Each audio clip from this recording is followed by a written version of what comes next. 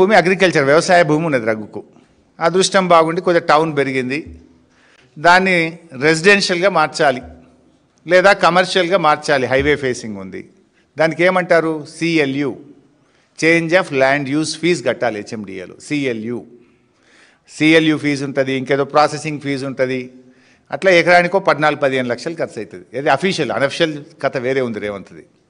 అఫీషియల్దే 14-15 లక్షలు అవుతుంది. ఏది హెచ్ఎండిఏ పరిధిలో చేంజ్ ఆఫ్ ల్యాండ్ యూస్కు కట్టాల్సిన ఫీజు 14-15 లక్షలు మినిమం ఉంటుంది.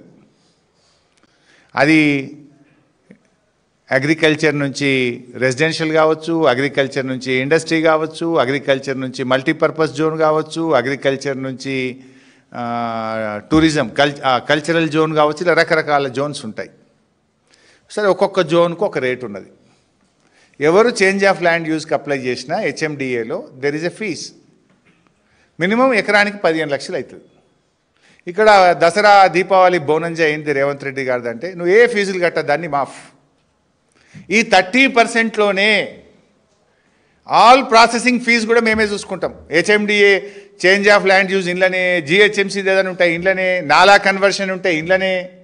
ఇక రెవెన్యూనికి రూపాయి కట్టద్దు, హెచ్ఎండిఏకి రూపాయి కట్టద్దు, అంతా ఆల్ ఫ్రీ.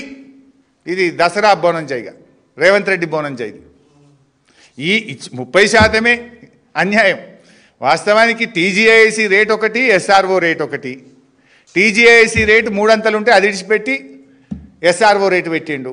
ఆ ఎస్ఆర్ఓ రేట్లో ఆ రోజు మేము 200% తీసుకుంటే ఈ పుణ్యాత్ముడు 30% చాలంటుండు.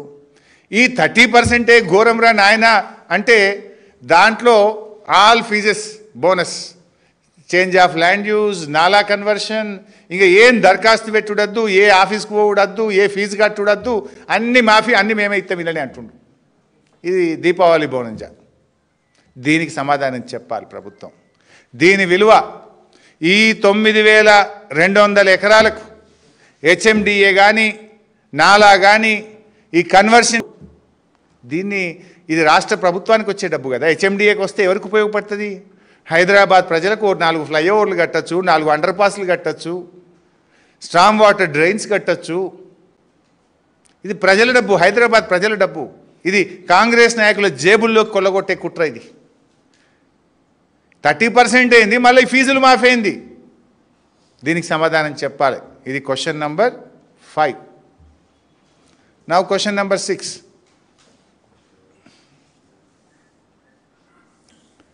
ఇలా ఓఆర్ఆర్ చుట్టూ ఉండే భూములే కాదు ఈ పాలసీలో. ఇంకోటి మీరు అందరూ ఇప్పటిదాకా ఏమనుకుంటున్నారు? ఓఆర్ఆర్ లోపల భూములు మాత్రమే ఉందని మీరు అనుకుంటున్నారు. కానీ ఈ పుణ్యాత్ములు ఓఆర్ఆర్ లోపల మరియు ఓఆర్ఆర్ చుట్టుపక్కల అని పెట్టింది ఈ పాలసీలో. అంటే దాని బయట కూడా అమ్మకదొబ్బే కథ. పుణ్యాత్ములు ఎంత గొప్ప స్కామ్. ఓఆర్ఆర్ లోపలనే కాదు, ఓఆర్ఆర్ చుట్టుపక్కల బయట ఉండే పారిశ్రామిక భూములను కూడా కొల్లగొట్టే కుట్ర ఈ పాలసీలో పెట్టినరా లేదా దీనికి సమాధానం చెప్పాలి. That is question number 7. ఎందుకంటే ఈ పాలసీ ప్రభుత్వానికి ఆదాయం తెచ్చే పాలసీ కాదు. ఇది రేవంత్ రెడ్డి అనుమూల బ్రదర్స్ జేబులు నింపే పాలసీ. ఇది భూదందా పాలసీ. తర్వాత పాయింట్ నంబర్ 7, క్వశ్చన్ నంబర్ 7.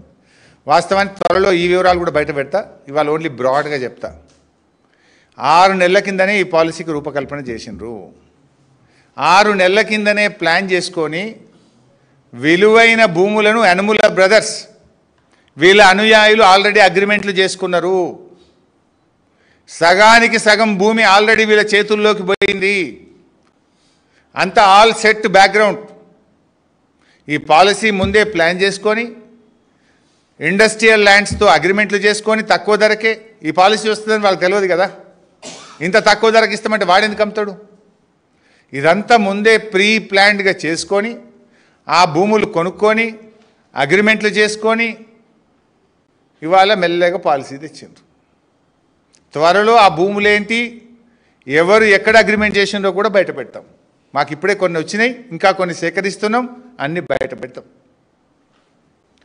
ముందే కంపెనీలతో మాట్లాడుకున్నారు, అగ్రిమెంట్లు చేసుకున్నారు.